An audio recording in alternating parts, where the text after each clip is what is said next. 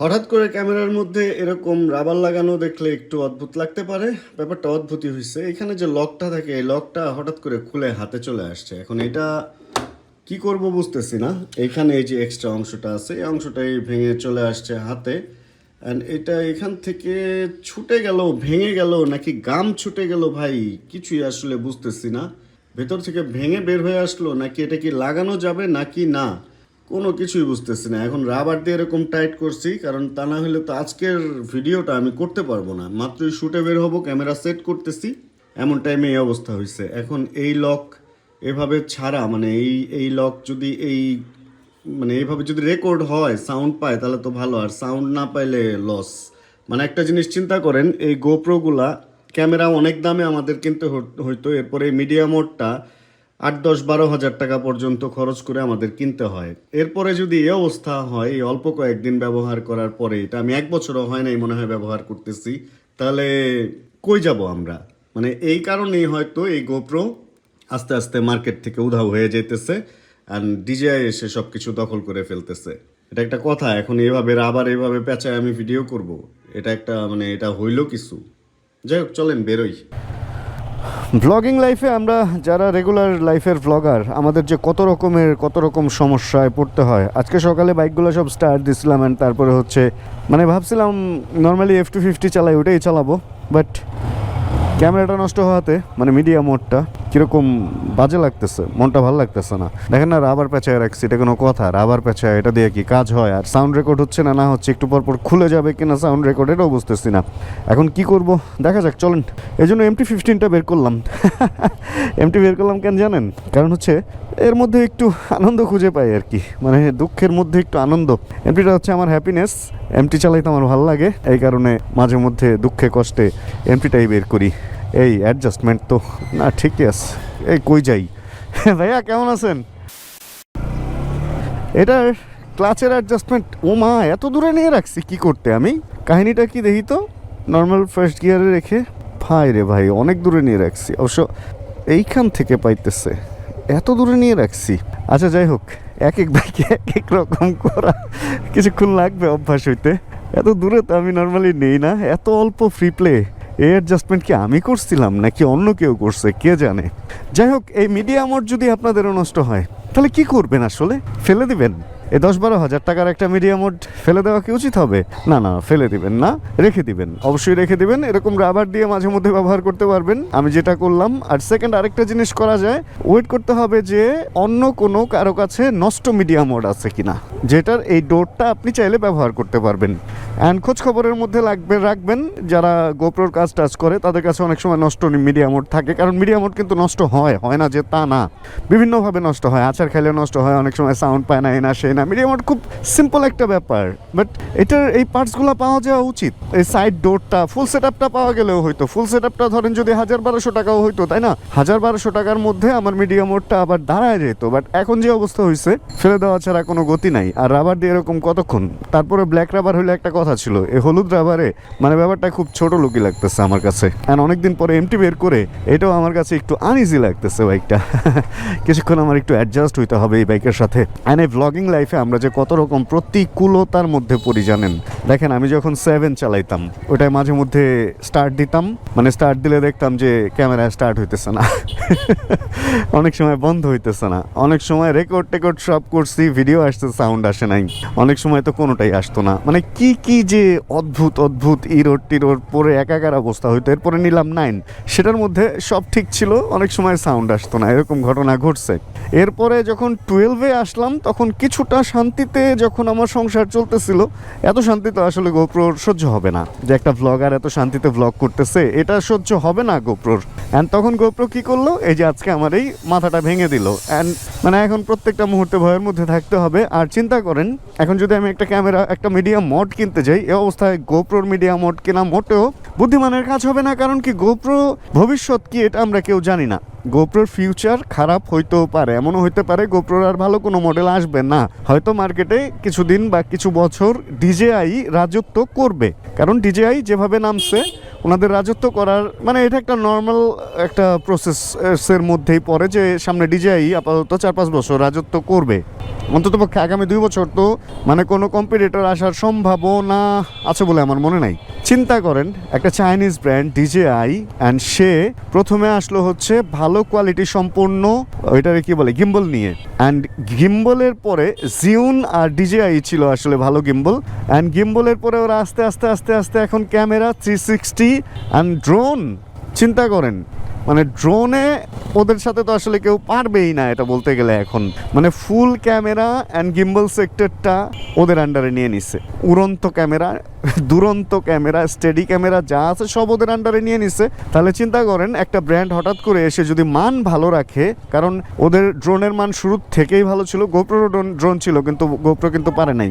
DJI কি করলো এরপরে ইনস্টা360, ইনস্টা একটা ব্র্যান্ড ছিল, ইনস্টা360টা মোটামুটি একটা ভালো অবস্থায় ছিল, অ্যান্ড ডিজিআই কি করলো ওদের ওই যে ওই ড্রোনের মানটা ভালো রেখে ওরা মার্কেটটাকে এমনভাবে ধরলো এবং মার্কেট অ্যানালাইজ করে ওরা বাকি জিনিসগুলো এমনভাবে বের করলো যে দেখেন ইনস্টা বলেন গোপ্রো বলেন এগুলো আস্তে আস্তে মার্কেট থেকে মানে ওদের ভাইব্রেশনেই মার্কেট থেকে এগুলো বের হয়ে যেতেছে।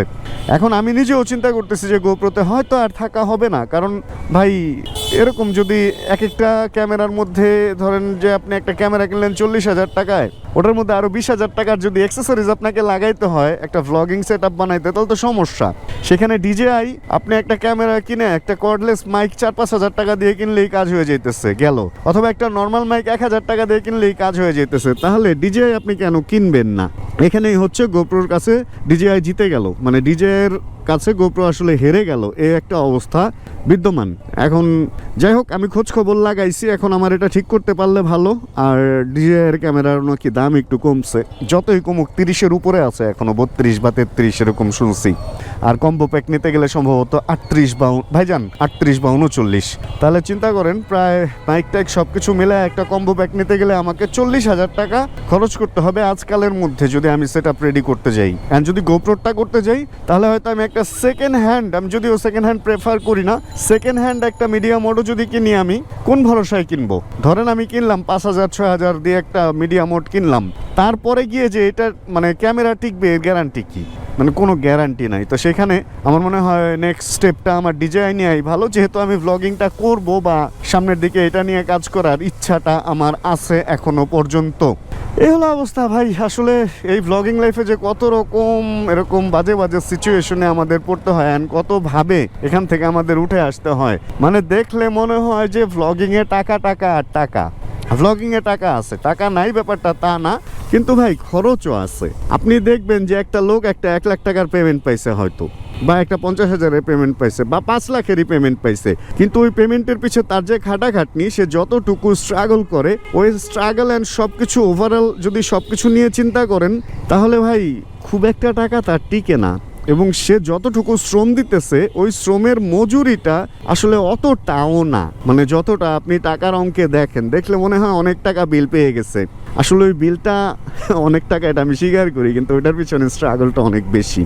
আমাদের একটু চিন্তা করেন, আমরা যখন ভ্লগিং শুরু করছি ঢাকা শহরে ভ্লগ করতাম, ওইখান থেকে সারা বাংলাদেশের কোনাকাঞ্চি যে কোনো স্পট যখন মানুষ মানে কোনো একটা স্পট আবিষ্কার হইতো, আমরা ওইখানে পৌঁছায় যেতাম যে ওইটার ইনফরমেশনগুলো মানুষকে আমরা দেই।